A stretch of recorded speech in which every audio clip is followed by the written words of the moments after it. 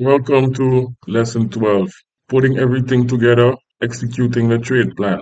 Okay, so if you look at again at the montage, you will see I'm looking to simply execute my trade plan, which we already said was to enter 500 shares at 16.89. Now price is currently at 16.86, 16.87. It's not yet broken through 16.89, so we have to use a stop order. Now we could use a stop market order, but when we use a stop market order, we run the risk of getting filled above the price that we want to enter at. So in this case, I chose a stop limit order because I want to get in at exactly 16.89 and no higher. Lower, yes, but higher, no. So we wait for the candle to close, right? We wait for the candle to close. So as soon as the candle closes, we cancel the order that we had in the system to enter above this prior candle's high because this new candle is indicating that we should be looking at this new entry price at 16.89. And so immediately enter my stop limit at I immediately enter my stop limit order at 16.89 to enter 500 shares at 6.89 or better.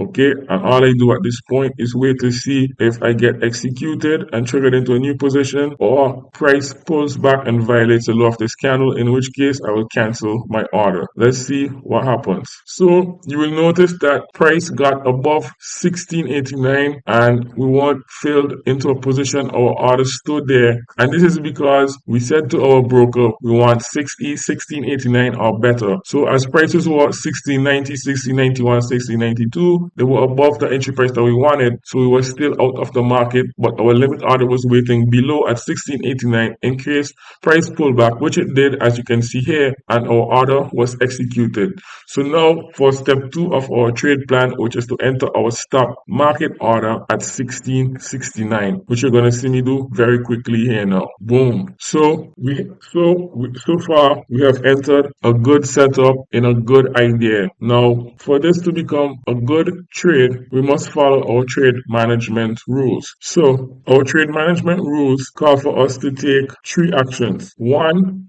do nothing. If we get stopped out, we do nothing. We just wait to see if we get any further setups on the day. We trade them. If not, we call it a day. Number 2, we set our take profit order and we wait for either the take profit order to get hit or the stop to get hit. So I'm going to demonstrate this here now. Okay, and I forgot to mention, how do we determine our initial take profit? Now my initial take profit is always for 50% of the position once we're up twice the amount we're risking on the trade. So in this instance, we were risking 20 cents, 16.89 minus 16.69, that's 20 cents. So initial take profit will be 40 cents above our entry price, which in this case will be 17.29, as you will see just now. So I'm going to enter a limit order for half the position, or 250 shares at 17.29, which you will soon see. Okay, so from here on, we have no clue what is going to happen. All we can do is let the market do its thing. So either 1, the price pulls back, hits our stop at 16.89, we get filled 16.89, maybe we get a bit of slippage 16.68. So we might lose about 100, 102, 103, 104, 105 dollars. That's acceptable. We can live. We still have 2 more bullets that we can use on the day if something else sets up or if the same stock sets up. Scenario 2, the stock spikes up, we get executed at 17.29, half our position comes off, we have 100 in the bank, and then we put our stop from 16.69 to 16.89 at break even, guaranteeing us that we're going to make money on the day. The only thing we wouldn't know at the point is how much. Now, occasionally, and fortunately we're going to see it in this trade, the stock sometimes form a second entry point, or an entry point that I would have taken if I wasn't already in the stock like I am now, without hitting either the stop or the initial TP, right? And we're gonna see that in this video. So price is gonna come really close. As you will see here, price comes within 2 cents of hitting my take profit target, but we don't get executed. And instead, unfortunately, however you want to look at it, price ends up pulling all the way back below our entry price, but fortunately it doesn't trigger our stop, and fortunately it gives us an opportunity opportunity to add to our position and reduce our stop. So we're going to be moving our stop up to 1677 from 1669. So this is going to give us a bit of room to add to this position. And again, in order to calculate this, we use our day trading opportunity spreadsheet. So we know our new stop is going to be 1667 and the add entry price is going to be 1701, right? So our spreadsheet tells us exactly how many shares we are able to add without risking losing more than $100.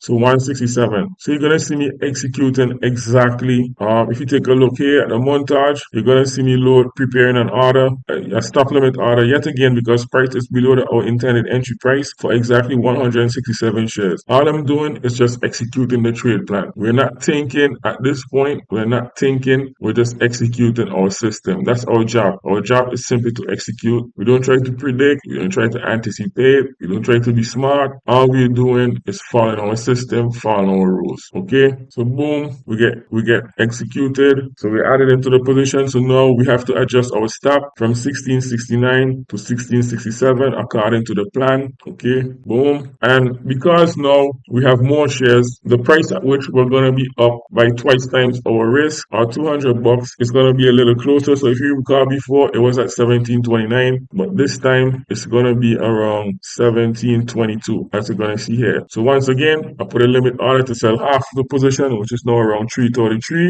at 1722, and I just simply wait for one of them to get hit, right? It just so happens, fortunately, this time around, our initial take profit gets hit. Takes a while to execute, but eventually we get filled for the entire half of our position, and so immediately we cancel our initial stop and we put a stop for the remaining half of the position at break even, as you're going to see here now. Now, in order to do this, I could have done this manually, but again, another reason why I love Dash Trader Pro so much, there's some things called hotkeys that you can program, and once you hit them on your keyboard, you immediately will put the stop price in at break even. Mine is set at Control E. When you join the community, I will give you all of my hotkeys, my setup files for Dask. You will get everything, so you can set up just like how I am set up and execute trades just like I do, right? So put my stop to break even, and now I'm looking to take half of the remaining position off at the resistance level that we identified in our trade plan, which was 1756. So I have a limit order 1 penny below 1756. So now all I do, I wait to see if either the price is going to pull back, stop me out at break even, and I only make $100, or if it's going to spike up to here and pull me up around 180-ish on the day and give me even more profit. So fortunately, price spikes up like we wanted towards the 1756 resistance level. However, I'm going to break my plan a little bit. And when I see prices hesitating below the 1750 half-dollar mark, these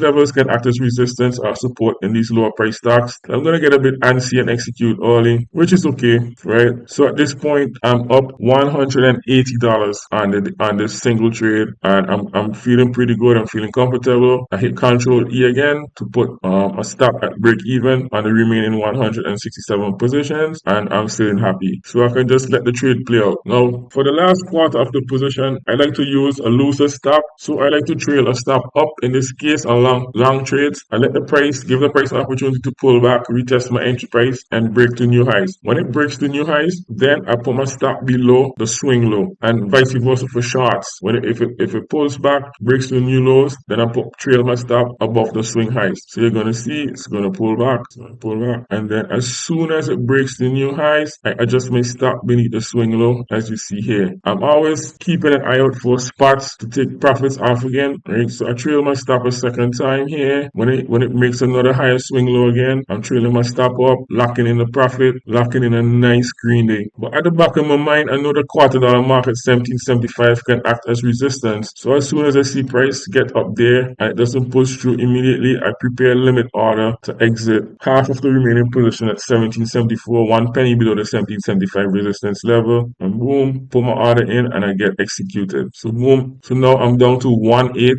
only 1/8 of my initial position, and I'm looking for a move to $18. The stock consolidates for a long time, and then eventually it spikes up towards 18. It doesn't quite get to 18.